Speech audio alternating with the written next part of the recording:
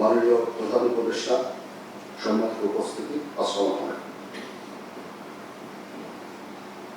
এই প্রকল্পের ব্যাপারে অনেক ইনফরমেশন আপনারা অলরেডি অবগত হয়েছেন। আমি সেগুলো আর বারবার করে আমি বলবো না, পুনরাবৃত্তি করছি না। শুধু এটুকু বলাই যথেষ্ট যে এটা একটা অত্যন্ত ভয়াবহ একটা বন্যা ছিল।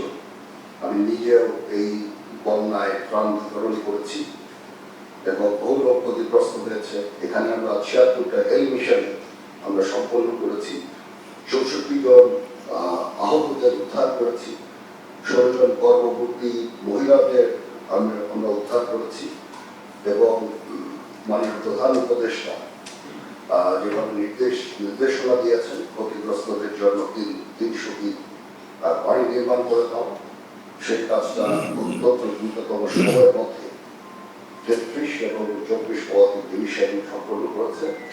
আমি জিওসি ২৪ পদাতিক ডিভিশন এবং জিওসি ৩৩ পদাতিক ডিভিশনকে আন্তরিকভাবে ধন্যবাদ জানাচ্ছি তাদের এই কার্যক্রমের জন্য। এবং এর সাথে বেসামরিক প্রশাসন ওতপ্রোতভাবে জড়িত ছিলেন, যারা এই কাজে সহায়তা করেছেন তাদের প্রতি আমি কৃতজ্ঞতা জানাচ্ছি, তাদেরকে ধন্যবাদ জানাচ্ছি। আমরা টোটাল ৩০০টা বাড়ির ঘরের মধ্যে ২৯৮টা সম্পন্ন হয়েছে। দুটা জমি জটিলতা সংক্রান্ত কারণে দেরি হয়ে গেছে, বা এগুলো সম্পন্ন হয়ে যাবে খুব অতি শীঘ্র।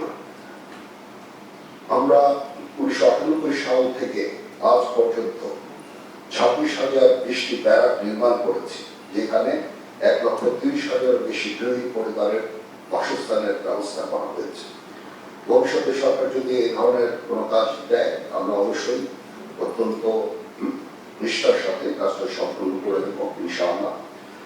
মাননীয় প্রধান উপদেষ্টাকে অত্যন্ত ধন্যবাদ জানাচ্ছি যে উনি এরকম একটা মহৎ উদ্যোগ গ্রহণ করেছেন এবং সেটা অত্যন্ত সময়োচিত ছিল।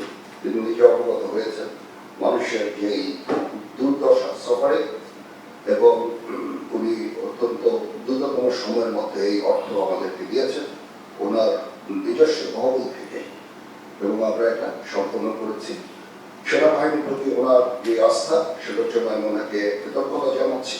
উনি আমাদের আস্থায় রেখে আমাদের যে কাজটা করার সুযোগ দিয়েছে, এবং ভবিষ্যতে যদি এরকম দায়িত্ব দেন আমরা অত্যন্ত নিষ্ঠার সাথে পালন করবো ইনশাআল্লাহ। মাননীয় প্রধান উপদেষ্টাকে ধন্যবাদ। সর্বোপরি এই ৩০০টা ঘরে যারা বসবাস করবেন তাদের নিরাপত্তা, সুস্বাস্থ্য, মঙ্গল কামনা করছি।